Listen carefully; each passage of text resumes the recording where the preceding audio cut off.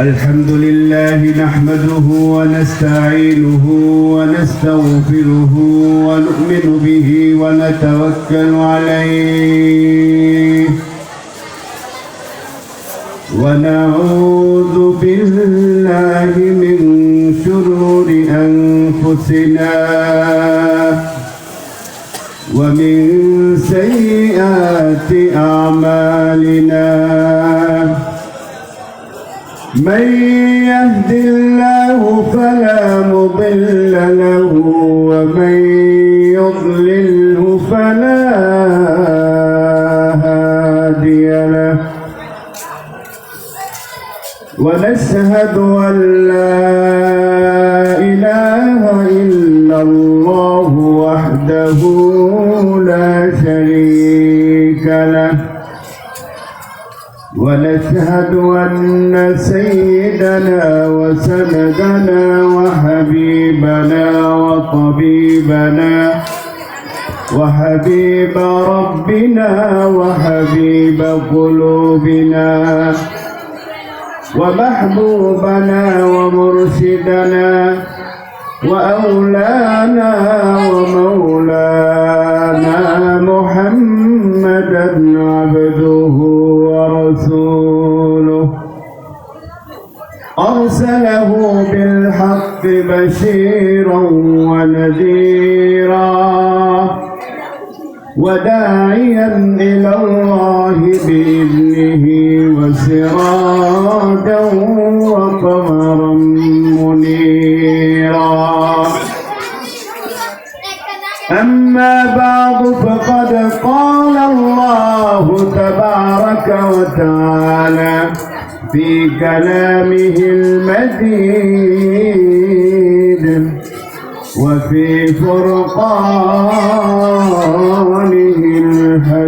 الحميد أعوذ بالله من الشيطان الرجيم بسم الله الرحمن الرحيم وإذا قرأت القرآن جعلنا بينك وبين الذين لا يؤمنون بالآخرة حجابا مستورا وقال رسول الله صلى الله عليه وسلم القرآن حجة لك وعليك أو كما قال النبي عليه الصلاة والسلام محبة شديد درود اللهم صل على محمد وعلى آل محمد كما صليت على إبراهيم وعلى آل إبراهيم إنك حميد مجيد اللهم بارك على محمد وعلى آل محمد كما باركت على إبراهيم وعلى آل إبراهيم إنك حميد مجيد محبة الشتيق قيد مرتبة ذكر قريب لا إله إلا الله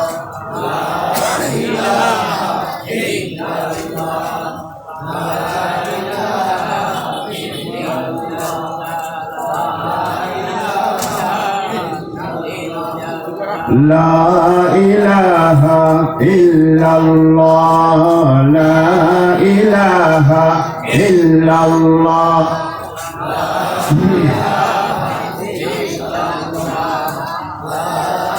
لا إله إلا الله محمد رسول الله صلى الله عليه وسلم سبحانك لا علم لنا إلا ما علمتنا إنك أنت العليم الحكيم صدق الله مولانا العظيم وصدق رسوله النبي الأمي الكريم ونحن على ذلك من الشاهدين والشاكرين والذاكرين والحمد لله رب العالمين الحميم international মাদ্রাসা international হিফজুল কোরআন মাদ্রাসা কর্তৃক আয়োজিত আজকে এই কোরআনী মার্কাজের কোরআনী মাহফিলের গুরুত্বপূর্ণ সময় গুরুত্বপূর্ণ মুহূর্তে আল্লাহ পাক আমাদেরকে বিভিন্ন অঞ্চল থেকে আষাঢ় বর্ষার মনোযোগ সহকারে শোনার জন্য অপেক্ষমান হয়ে থাকার তৌফিক দিয়েছেন। এই জন্য মহান রব্বুল আলামিনের দরবারে অন্তরের অন্তঃস্থল থেকে জবান খুলে সমসরে কালিমাতুর শুকর আদায় করে বলছি আলহামদুলিল্লাহ। সম্মানিত হাজিরিন, যে কোরআনের মজলিসে আমরা বসেছি এটা এমন একটি কিতাব, যে কোরআন দেখলেও সোয়াব, শুনলেও সোয়াব।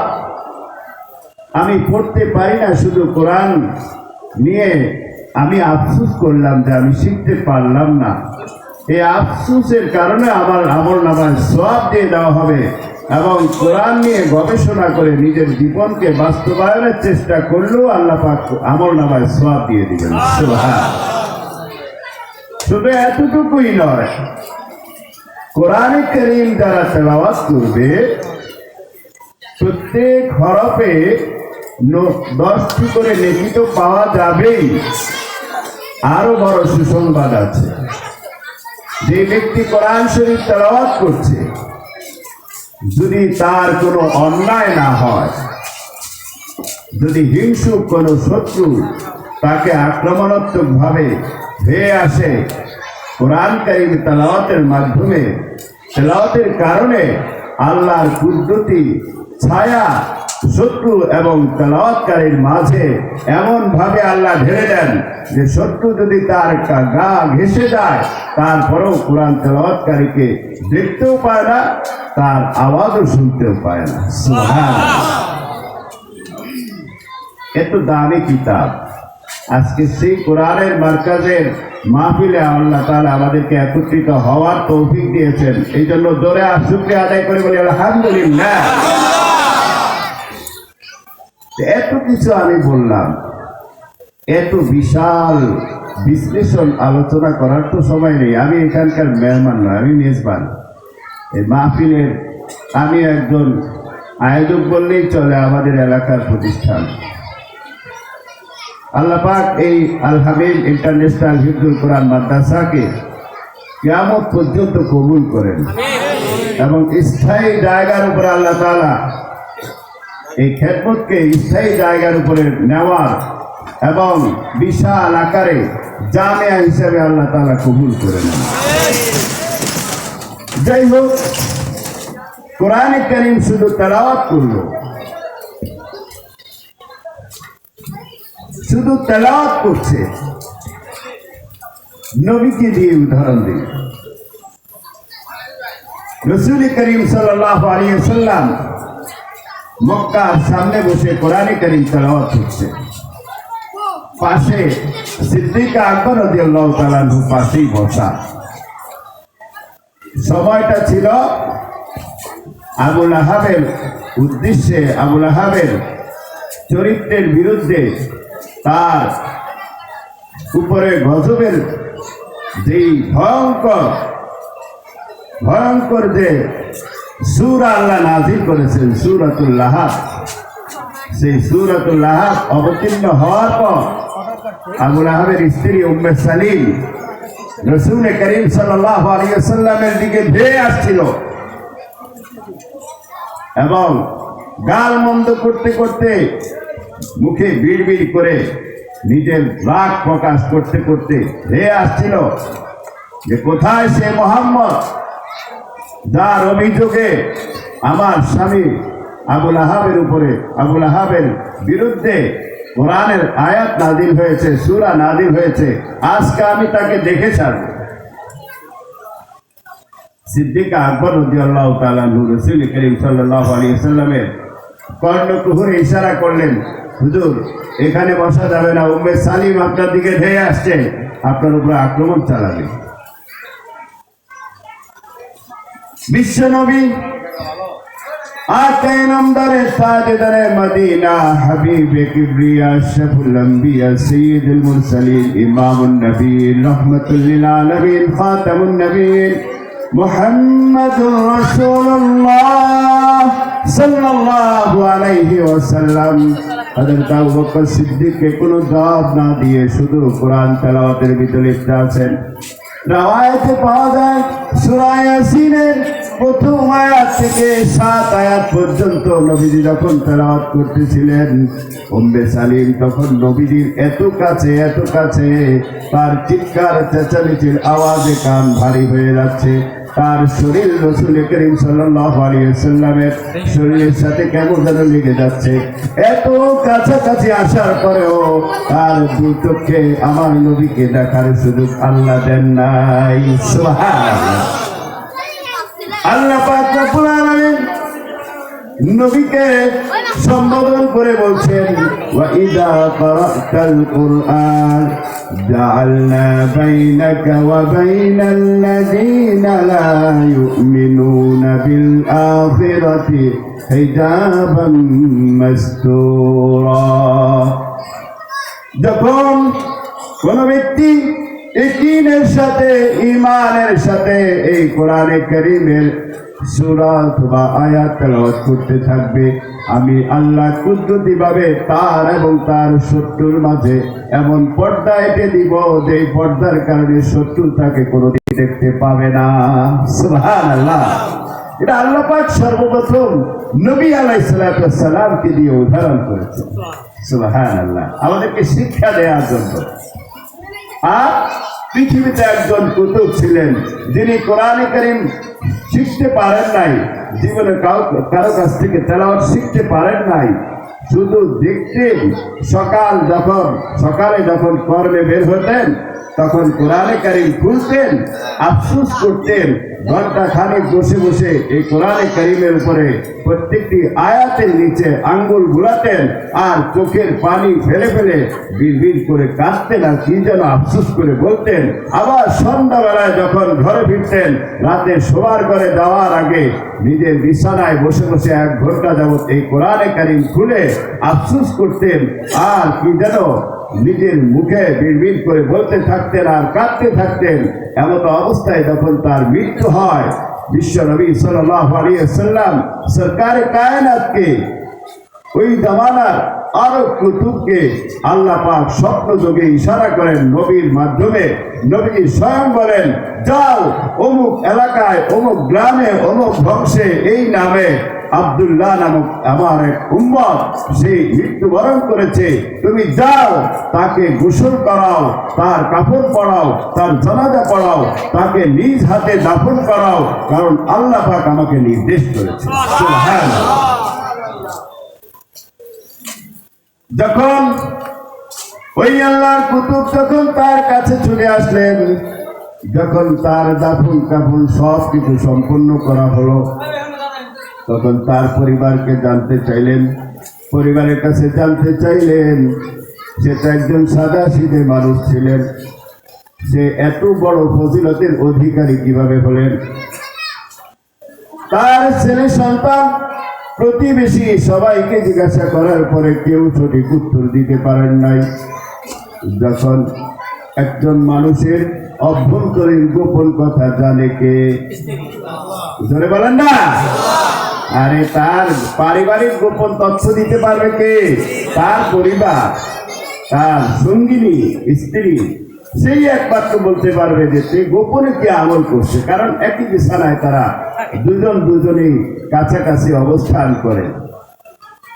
যখন তার পরিবারের কাছে জানতে চাইলেন, পরিবার লিখিতভাবে ওই আল্লাহর কুতুবকে লিখে পাঠালেন, আমার স্বামী বড় কোনো আলেম ছিলেন না, সমাজের কোনো বড় ব্যক্তিত্ব ছিলেন না। তিনি একজন কৃষক ছিলেন, সাধারণ শ্রমিক ছিলেন। এই সাধারণ শ্রমিক থাকা অবস্থায় তার জীবনে এই কোরআন জীবনে শিখতে পারে নাই।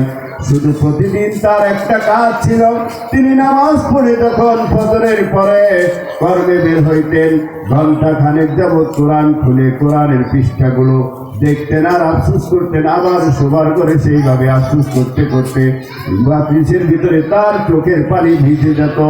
এই অবস্থায় তার সারা রাত কেটে যেত। সে কিন্তু চিন্তা করতে পারতো না, নিজেও কল্পনা করতে পারতো না এমন অবস্থায় আমার স্বামী দুনিয়া থেকে বিদায় নিয়ে গেছে, আর আপনি আল্লাহ পাক আপনাকে কোথা থেকে পাঠাইছে সে জানি না। তখন আল্লাহর কুতুব বলেন, শুধু এতটুকুই আল্লাহর কাছে এতটুকু এত বেশি কবুল হয়েছে। তার সুসংবাদ সারা পৃথিবীর প্রত্যেকটি জায়গায় জায়গায় পৌঁছে গেছে, বরং বিশ্ব নবীর দরবারে পর্যন্ত পৌঁছে নবীর স্বপ্ন যুগে আমাকে ইশারা করে তার জানাজার জন্য পাঠিয়ে দিয়েছে। সুবহানাল্লাহ। এই জন্য এই কোরআনকে ভালোবাসবো তো ইনশাআল্লাহ, এই কোরআনের মার্কাজকে ভালোবাসবো তো ইনশাআল্লাহ। এই কোরআনের পাখিদেরকে, এই যে ওরা আমার সামনে কথা বলছিল, আমি বলছিলাম ওদেরকে কিছু বলা যাবে না, কারণ ওরা হলো আমার জান্নাতের উসিলা। আমি জাতীয় হুফাজুল কোরআন ফাউন্ডেশনের একজন প্রশিক্ষক, ট্রেনার। তা আমি হেফজখানাগুলোতে ঢুকলে আমি চুপচাপ বসে থাকি, ওরা চিল্লা হাল্লা করুক, কারণ এই কোরআনের চেহারাগুলো দেখলেও আল্লাহ গুনাহ মাফ করে দেবে। সুবহানাল্লাহ। আমরা তো আসি না, এখানে আসবো, তাদেরকে হাদিয়া দিব, তাদেরকে ছোট ছোট আমার তৌফিক অনুযায়ী তাদের সাথে মিশবো। এই মিশাটাও কিয়ামতের মাঠে আমার সাক্ষী হয়ে দাঁড়িয়ে যাবে। সুবহানাল্লাহ। একজন কোরআনের হাফেজ একেবারে কাট্টা জাহান্নামী 10 জনকে সুপারিশ করবে আল্লাহর কাছে, যে আল্লাহ তুমি তো ওয়াদা করেছো আমি সুপারিশ করলে তুমি গ্রহণ করবে। আজকে আমি আমার প্রতিবেশী অমুক অমুক তাদেরকে জাহান্নামের ঘোষণা করা হয়ে গেছে, আমি তোমার কাছে সুপারিশ করলাম, তাদেরকে আমার সাথে জান্নাতে যেতে দাও। আল্লাহ পাক তার সাথে কবুল করে নেবে। সুবহানাল্লাহ। বাবা মা তো অনেক সম্মান, সেটা তো কল্পনা করা যাবে। সেই ওয়াজটা আপনারা প্রায় শুনেন। তবে আরেকটা হাদিস আমি আপনাদের সামনে পেশ করেছি। এটা হলো এই কোরআন মৃত্যুর পর হয় আপনার পক্ষে সাক্ষী হবে অথবা বিপক্ষে সাক্ষী হবে। মৃত্যু আমাদের হবে, এটা আমরা প্রত্যেকেই বিশ্বাস করি তো ইনশাআল্লাহ। অল্প সময় শুধু এতটুকুই বলবো, আমার আপনার আমি আপনি কোরআন পরিপূর্ণ শিখি নাই, কিন্তু কোরআনের সংবিধানকে ভালোবাসি, কোরআনের আইনকে মানি, কোরআনের নীতিকে মানি। যে এই বিশ্বাস নিয়ে মৃত্যুবরণ করবে, একেবারে কসম করে বলি, বিশ্বাস রাখবেন আপনাকে সওয়াল জবাবের আগে সবুজ পাখি হয়ে কোরআন আপনার সিনার উপরে বসে যাবে। সুবহানাল্লাহ। মৃত্যুর পর যখন সওয়াল জবাবের ফেরেশতারা যখন আমার আপনার দুই পাশে আসতে চাইবে, তখন কোরআন আওয়াজ করে বলবে চুপ, কোনো শব্দ করা যাবে না। ফেরেশতারা বলবে কারণ কি? তুমি কে? তোমরা কারা? আমরা তো আল্লাহর পক্ষ থেকে আসছি। ফেরেশতা তাকে সওয়াল জবাব করতে হবে, হে আল্লাহ কি জিজ্ঞাসা করো, আমি কে? আল্লাহ কি জানে না? ধরে বলেন সংক্ষিপ্ত 2 মিনিট আছে। আল্লাহ কি জানে কি জানে না? জানে। এই ফেরেশতাদেরকে সাক্ষী রাখার জন্য আল্লাহ আবার বলছেন, যা জিজ্ঞেস করো সে কে? তখন বলছে আমি সেই কোরআন, যে কোরআনের সাথে আল্লাহ ওয়াদা করেছে, যে কোরআনকে মানবে, তেলাওয়াত করবে, এই কোরআন অনুযায়ী নিজের জীবন যাপন করবে, এই কোরআনকে ভালোবাসবে, আমি সেই কোরআন তাকে জান্নাত পর্যন্ত সুপারিশ করার অধিকার রাখে। সুবহানাল্লাহ। অতএব আজকে আমি এই কোরআনওয়ালাকে জান্নাতে পৌঁছানোর সার্টিফিকেট দেওয়ার, সিদ্ধান্ত দেওয়ার আগ পর্যন্ত আমি তার সিনা থেকে সরব না। সুবহানাল্লাহ। আল্লাহ পাক রব্বুল আলামিন তখন ঘোষণা করবেন, তুমি কি চাও? বলবে আপনি যা ওয়াদা করেছেন আমি তাই চাই। তখন আল্লাহ পাক ঘোষণা করবেন, ও ফেরেশতারা ছেড়ে দাও, তাকে ঘুমাইতে দাও, তার এই বিছানায় চলবে না, তাকে জান্নাতের স্পেশাল বিছানা দিয়ে দাও, তার কবরটাকে প্রশস্ত করে দাও এবং জান্নাতের নাচ নিয়ামত দ্বারা ভরপুর করে দাও, তার খাদেম তৈরি করে দাও, যাতে কিয়ামত পর্যন্ত অনন্তকাল পর্যন্ত সে আরামের বিছানায় ঘুমিয়ে থাকে। সুবহানাল্লাহ। এই জন্য আজকে আমরা এই কোরআনের মাহফিলে এসে বসতে পেরে খুশি না বেদা? কি বলেন? আওয়াজ করে খুশি না বেদা? এই খুশিটাও তো নাজাতের উসিলা হয়ে যাবে। আলহামদুলিল্লাহ বলেন। যাই হোক, অল্প সময়ের ভিতরে আপনাদের সাথে এই কোরআনের ফজিলত নিয়ে দুইটা কথা শেয়ার করলাম। আমি বারবার বলি যে আমার হেদায়েতের জন্য আমি কথা বলি। আপনারা যতজন শুনছেন, যারা আমলে নিয়ত শুনছেন, যাদের দিলের ভিতরে ধাক্কা লেগেছে, আল্লাহ পাক যেন আমাদের প্রত্যেককে, যত মা বোন শুনেছেন প্রত্যেককে আল্লাহ তাআলা কোরআন অনুযায়ী জীবন যাপন করার তৌফিক দান করেন এবং নবীর সুন্নাহ অনুযায়ী জীবন যাপন করার তৌফিক দান করেন। আল্লাহ পাক এই আল হাবিব ইন্টারন্যাশনাল হিফজুল কোরআন মাদ্রাসাকে একটি জামিয়া হিসেবে পরিপূর্ণ করার তৌফিক দান করেন। এবং আমরা দৃঢ়তার সাথে বলি, একটি ছোট হোক বড় হোক, কোরআনের মার্কাজই হয়। এটা ছোট আর বড় হয় না। এখানে আপনার সন্তানকে নিজ দ্বিধায় দিবেন। আজকের মিডিয়ার দিকে তাকাবেন না, আপনার ইমানের দিকে তাকান। আজকের মিডিয়া বিকৃত বিভিন্ন পিকচার দিয়ে আপনাকে হয়রানি করছে।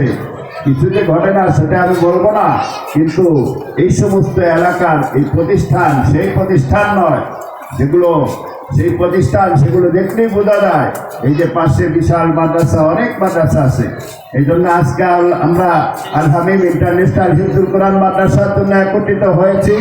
এই মাদ্রাসার সাথে আমরা থাকবো, কোরআনের পাখিদের সাথে থাকলে এই উসিলা আল্লাহ তাআলা আমাকে কিয়ামতের মাঠে অনেক দূর মৃত্যুর সাথে সাথে আমার সুয়াল জবাবের আগেই আমাকে সেই সম্মানের জায়গায় পৌঁছা তৌফিক দিবেন।